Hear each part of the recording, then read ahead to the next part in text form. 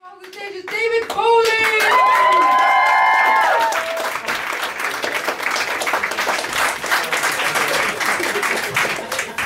Hi there. Yeah, my name is David. As you can see, I'm sporting the very latest in academic chic. I'm a medicinal chemist at the University of Dundee, so we need to get one thing very clear for the next couple of minutes. I am a chemist. I am not a pharmacist.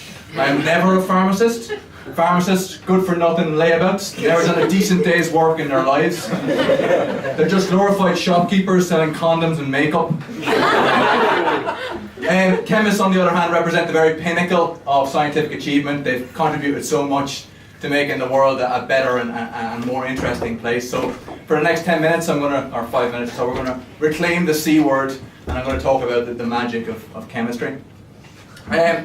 Now, I believe that for a job to be considered real, a 4-year-old has got to get the basics of it, okay? They've got to understand at least the gist of what the job entails, okay? So a teacher is a real job, a police officer is a real job, a comedian is not a real job. As I've made it abundantly clear, a pharmacist is not a real job. But a chemist, it's a little bit touch and go for a 4-year-old, I think, but a scientist, we can probably agree that a scientist is a real job. If you ask a 4-year-old to draw a picture of a scientist, he will come up, or she will come up with a reasonable approximation of a scientist.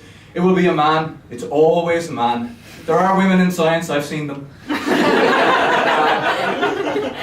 He'll have mad, crazy, grey hair, he'll have glasses, there'll be explosions going on in the background for no apparent reason. And of course they'll be wearing the eponymous white coat, which is the only thing that academic doctors have in common with medical doctors. And we don't understand why medical doctors wear their lab coats all over the place. Who takes a lab coat into a canteen?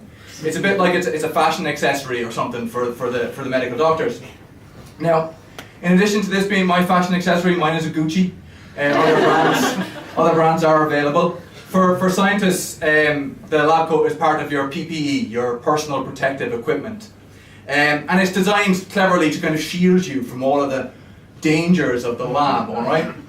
And you're supposed to wear it like this, neatly buttoned up like a professional, alright?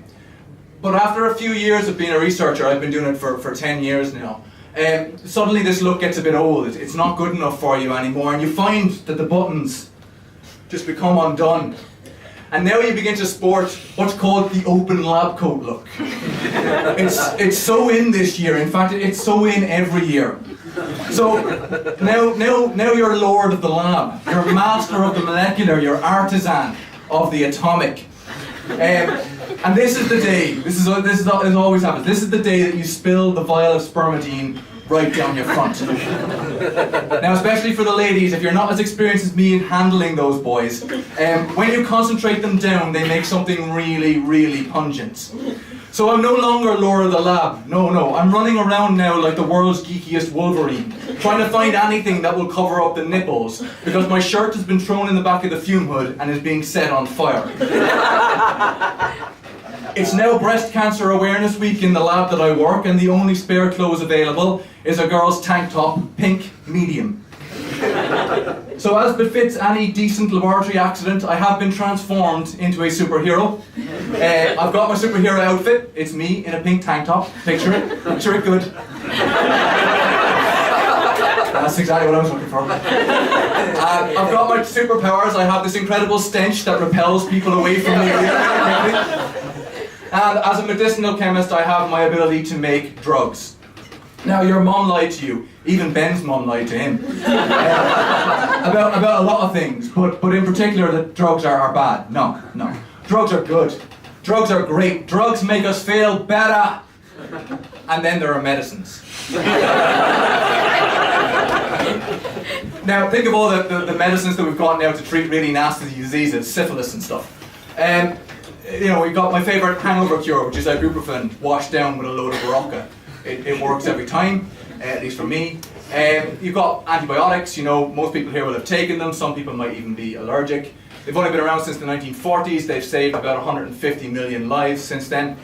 But I do think there's one medicine out there that's really even more important than all of these put together. It's the one that you reach for in your time of deepest crisis, when you're at your greatest period of need and indeed panic and fear, the morning after pill.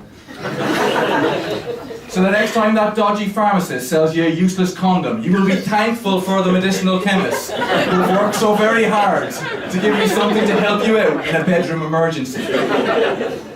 Now, speaking of bedroom emergencies, there is another pretty famous drug that can help you out when things are down. Every boy's blue best friend, Viagra. Now, Viagra was discovered by accident. It was originally put out on trial to help people with blood pressure, until the men in the trial didn't want to give the pills back at the end. So, unlike my accidents, some lab accidents can actually lead to fantastic breakthroughs and wonder drugs and new discoveries. And in fact, serendipity plays a big role in research. Now, this makes me wonder what journalists think go on in a lab, okay? Because you see all the headlines, right, about boffins discovering a cure for this disease, or Alzheimer's, forget about it, it's done. Or designer babies are us, are to start production tomorrow. All of these things are always the future is here and the future is now. And it makes me wonder, do the journalists think that, we just kind of bumble around in the dark, hoping and praying for that fateful day when the Virgin Mary, there was no contraceptive in her day, appears to us and blesses our research, and suddenly it's bam, Viagra, bam, graphene, bam, a tablet that stops you from having telepathic communications with horses.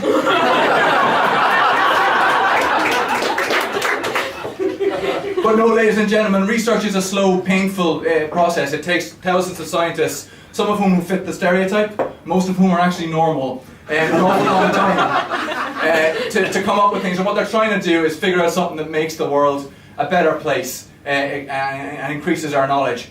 Or failing that, at least, a form of male contraceptive that doesn't involve dousing yourself in spermidine. I'm David Foley, I'm a medicinal chemist. It's been great chatting with you.